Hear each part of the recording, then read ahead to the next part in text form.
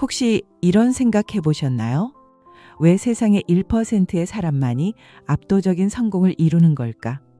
평범한 사람과 깨달은 사람의 결정적 차이는 무엇일까? 이 영상은 당신의 인생에서 가장 중요한 15분이 될 것입니다. 사실 모든 사람은 하나의 굴레에 갇혀 평생 그 안에서 맴돌고 있습니다. 그러나 깨달음을 얻으면 이 굴레에서 벗어날 수 있습니다. 우리가 태어난 순간부터 고향 환경, 부모의 신분, 교육 자원, 친척과 친구 등이 함께 하나의 보이지 않는 경계를 형성하며 우리의 인식, 견문, 안목이 모두 그 안에 갇히게 됩니다. 이 굴레는 마치 설계된 프로그램처럼 핵심 목적은 우리를 길을 잃게 하는 것입니다. 다양한 표상, 가상, 유혹, 욕망으로 우리를 현혹시켜 빠져나오지 못하게 합니다. 이 굴레 안에서 일어나는 모든 것은 합리적으로 보이고 바깥에서 일어나는 모든 것에 대해 우리는 무감각해집니다. 대부분의 사람들은 평생 이 굴레 안에서 맴돌며 우리의 운명은 이렇게 기묘하게 조종당합니다. 인생은 무수한 선택 기회와 가능성이 있는 것처럼 보이지만 사실은 모두 우리를 아득하게 만드는 장막입니다. 결국 이 미로에서 탈출할 수 있는 사람은 1%뿐이며 99%의 사람들은 이 굴레에 갇혀 사회 운영의 부속품이 됩니다. 그렇다면 왜 깨달음을 얻으면 이 굴레를 뛰어넘을 수 있을까요? 깨달음은 어떤 순간 나라는 자아, 집착, 사욕을 모두 내려놓는 것을 의미합니다. 깨달은 사람의 가장 두드러진 특징은 뇌 안에 2가지 이상의 완전히 다른 사상을 동시에 수용할 수 있으며 내적 갈등이 없다는 점입니다. 이는 이원론적 사고방식에서 벗어났기 때문입니다. 더 이상 판단하거나 라벨을 붙이지 않습니다. 이 상태에 도달하면 받아들일 수 없는 것이 없고 받아들일 수 없는 결과도 없습니다. 이때 비로소 모든 건 다 좋은 일로 정해진 거야라는 말의 진정한 의미를 이해하게 됩니다. 반면 일반인의 뇌는 단 하나의 사고나 관념만 수용할 수 있습니다. 이 사고관념은 환경, 교육, 경험 등에 의해 형성될 수 있습니다. 예를 들어 현실에서 많은 일은 흑백이 분명하지 않고 많은 사람도 선악이나 저가가 분명하지 않습니다. 현실은 회색지대이며 시비, 흑백, 선악은 서로 전환될 수 있습니다. 이렇게 되면 이 일을 유연하게 처리하고 인성을 명확히 통찰할 수 있습니다. 깨달은 사람은 동시에 2가지를 갖출 수 있습니다. 바로 출세의 지혜와 입세의 수단입니다. 출세의 지혜란 무엇일까요? 바로 속세를 벗어날 수 있는 능력입니다. 이를 차원을 높여 사고한다고도 합니다. 답은 항상 문제보다 한 차원 높습니다. 문제를 진정으로 꿰뚫어 보려면 한 차원을 높여 현재의 문제를 바라봐야 합니다. 옆에서 보면 맑고 당사자는 흐려진다는 말처럼 언제든지 더 높은 차원에서 현재의 자신을 바라볼 수 있는 것이 출세의 지혜입니다. 입세의 수단이란 무엇일까요? 바로 사고가 어떤 단계로 상승하더라도 언제든지 몸을 굽혀 현실에 뛰어들 수 있는 능력입니다. 공중에 떠서 실천하지 못하는 것이 아니라 언제든지 몸을 낮추어 현실에 참여할 수 있습니다. 이를 말에 올라 적을 죽이고 말에서 내려 경을 읽는다고 표현합니다. 또한 그들은 불교적인 평온함과 강렬한 결단력을 동시에 갖출 수 있습니다. 이성과 감성, 내면의 성인과 외면의 왕이 공존합니다. 마음속에는 부처가 있고 손에는 칼이 있습니다. 말에 올라 적을 죽이고 말에서 내려 경을 읽으며 보살 같은 마음으로 사람을 대하고 금강 같은 수단으로 일을 처리합니다. 마음을 쓸 때는 전력을 다하고 칼을 뽑을 때는 여지를 남기지 않습니다. 이를 2가지 사고가 공존한다고 합니다. 일반인들이 2가지 완전히 다른 사고를 공존시키지 못하는 이유는 그들의 안목과 인식이 부족하기 때문입니다. 그들은 자신의 단일 사고와 모순되는 것을 발견하면 즉시 저항하며 다른 사람의 잘못을 증명하고 자신이 가장 합리적이라고 생각합니다. 인생은 수행과 수도의 과정입니다. 출세의 지혜와 입세의 능력을 마음속에 공존시킬 수 있고 하나의 관념에 집착하지 않으면 유연하고 자유로워질 수 있습니다. 이때 비로소 깨달음을 얻은 것이며 이후의 인생은 마치 신의 도움을 받는 것처럼 될 것입니다. 깨달음을 얻으면 과거, 현재, 미래에 집착하지 않고 현재에 살게 됩니다. 여기까지 들으신 분들은 의문이 들 수 있습니다. 지금이 현재가 아닌가요? 사실 이 둘은 차이가 있습니다. 쉽게 비유하자면 책을 읽을 때 완전히 몰입하여 책의 의경을 즐기는 상태를 현재에 가깝다고 볼 수 있습니다. 이 상태의 특징은 책의 환경에 완전히 녹아들어 나라는 의식이 거의 없습니다. 생각이 맑게 이어지며 혼란스럽지 않습니다. 반면 지금에 대한 느낌은 나의 존재를 느끼며 환경과 대립합니다. 환경에 적응하거나 변화시키려 합니다. 지금의 시간감은 하나의 구간이며 다양한 감정이 발생할 수 있습니다. 이것이 현재와 지금의 미묘한 차이입니다. 수행은 책 읽을 때와 같이 마음가짐을 오랫동안 유지하는 것입니다. 언제든지 현재를 느끼며 오직 현재만이 생생하게 함께할 수 있습니다. 시간의 틈새에는 우리 내면의 에너지가 흐릅니다. 진정으로 현재 상태에 머무를 수 있다면 시간의 감옥에서 탈출할 수 있습니다. 오직 이 상태에서 나와 세계는 하나가 됩니다.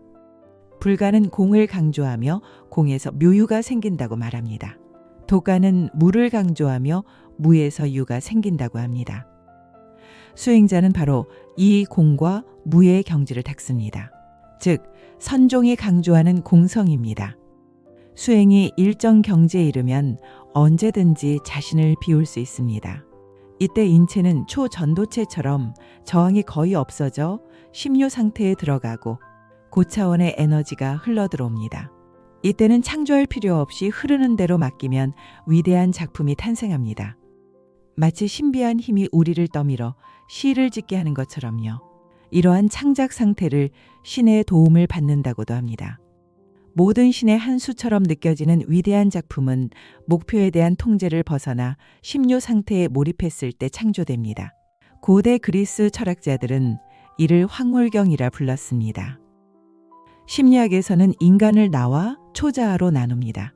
인류 역사상 위대한 발명은 하나도 나가 만든 것이 아닙니다.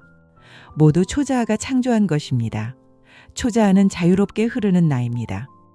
피카소는 자신의 작품이 자신이 그린 것이 아니라 창작 과정에서 자신보다 더 큰 힘이 자신을 들어올려 창조했다고 믿었습니다. 이 상태는 불가에서 말하는 무아와 같습니다. 나가 사라지고 생각도 사라지고 목표도 사라집니다. 오직 현재만 남습니다. 이는 금강경에서 말하는 과거심을 얻을 수 없고 현재심을 얻을 수 없고 미래심을 얻을 수 없다는 것입니다. 이때 온 사람은 말과 행동이 구름과 흐르는 물처럼 막힘없이 흐릅니다. 만약 우리가 이 흐름의 방식으로 표현하고 창조하고 느낀다면 인생의 매 순간이 즐거움이 될 것입니다. 그렇다면 20료 상태는 천재만의 전유물일까요? 일반인도 도달할 수 있을까요? 물론 가능합니다.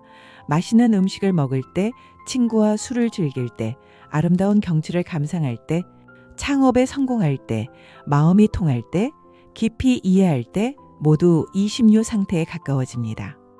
특히 영혼의 반려자를 만나는 순간 영혼은 본능적으로 전율하며 사랑하는 사람과 함께하면 시간마저 멈춥니다. 이는 3차원 시공간을 초월한 표현입니다. 여기 한 가지 비결이 있습니다. 일을 할 때 주의력을 3차원 세계에 제한하지 말고 공간과 시간의 각도를 벗어나야 합니다. 목표만 고정하지 말고 설명과 묘사에 집착하지 말며 외부의 평가를 신경 쓰지 말고 느끼고 체험하세요. 마음을 따라가면 그 에너지가 고개를 들고 분출할 것입니다. 어떻게 20료 상태에 들어갈 수 있을까요? 두 가지 전제가 필요합니다. 첫째, 당신 내면 깊은 곳에 아름다움이 숨어 있어야 합니다. 즉, 당신에게 하나의 스위치가 있어야 합니다. 둘째, 그 아름다움을 깨울 수 있는 자극이 있어야 합니다. 즉, 당신의 스위치를 열 수 있는 힘을 만나야 합니다. 이를 안팎의 조화라고 합니다. 당신의 스위치가 외부의 힘에 의해 열리면 내면의 아름다움이 완전히 깨어납니다. 영혼이 순간적으로 감동을 받고 곧 조화를 이루며 공명이 일어납니다. 이 순간 당신의 몸과 마음은 모두 깨어나며 강렬한 반응, 눈물, 전기처럼 느껴지는 감각 등이 있을 것입니다. 이때 당신은 확신하게 됩니다. 바로 그것이다. 이 에너지는 유동적이고 지극히 부드럽지만 지선약수라고 지극히 부드러운 것이 지극히 강한 것을 감화시킬 수 있습니다. 이 순간 모든 단단한 것이 관통당하며 당신은 이를 뼈저리게 느끼고 평생 잊지 못할 것입니다. 왜 일반인들은 심유 상태에 잘 들어가지 못할까요? 현대인은 대체로 너무 마음이 들떠있기 때문입니다. 삶은 말 그대로 말 타고 꽃 보듯 스쳐 지나가며 서로를 마음으로 관찰하지 않습니다. 현대인의 상태를 생각해 보세요. 우리 인생은 하나의 목표와 그를 해체한 동작들, 기계적인 행동들로만 채워져 있습니다. 우리의 감지 능력은 퇴화했고 주변의 아름다움을 점점 느끼지 못합니다. 따라서 우리 내면 깊은 곳에 남은 아름다움도 발견되기 어렵습니다. 심유는 인생에서 가장 사치스러운 상태입니다. 높은 곳에 있어 쉽게 얻을 수 없지만 만약 우리가 99걸음을 내딛는다면 심유는 마지막 한 걸음을 당신에게 내디딜 것입니다. 우선 당신이 진심으로 하고 싶은 일을 찾아야 합니다. 내가 좋아하고 잘하고 하고 싶은 일을 찾으세요. 좋아한다는 이유 없이 타고나길 좋아하는 것입니다. 잘한다는 해당 분야 99%의 사람을 능가할 자신이 있는 것입니다. 하고 싶다는 아무도 돈을 주지 않아도 기꺼이 할 것입니다. 저는 모든 영혼에는 출처가 있고 의도가 있다고 믿습니다. 인생의 의미는 영혼 깊은 곳의 의도를 마음껏 표현하는 것입니다. 이것이 우리가 이 세상에 온 사명입니다.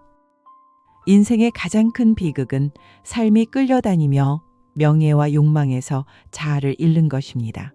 생애에 단 한 번도 심유를 경험하지 못하는 것입니다. 믿어주세요. 모든 사람에게는 미광이 있습니다. 당신 삶에서 반복적으로 나타나는 신호, 강렬한 반응을 일으키는 목소리, 눈물을 흘리게 하는 디테일은 모두 이 상태에 가까워지도록 도와줍니다. 그것이 생명이 다시 시작되는 순간입니다. 도가는 이를 득도라 하고 불가는 깨달음이라 합니다. 모든 사람은 프로메테우스처럼 신의 불씨를 훔쳐올 수 있습니다. 위인이나 영웅, 기업가나 예술가가 아니어도 모든 일반인이 가능합니다. 그렇다면 모든 사람의 스위치를 열 수 있는 보편적인 스위치가 있을까요? 물론 있습니다. 그것은 사랑입니다. 불가는 이를 잡이라 하고 육가는 인이라 합니다. 마지막으로 세 마디를 드립니다. 첫째, 내면의 소리에 귀 기울이고 매 순간에 집중하세요. 둘째, 재미있는 사람이 되고 다른 재미있는 영혼을 발견하세요. 셋째, 당신이 아름다우면 세상도 아름답습니다. 끝까지 시청해 주셔서 감사합니다. 이 영상이 당신에게 영혼의 감동과 영감을 주길 바랍니다. 다음 영상에서 만나 뵙겠습니다.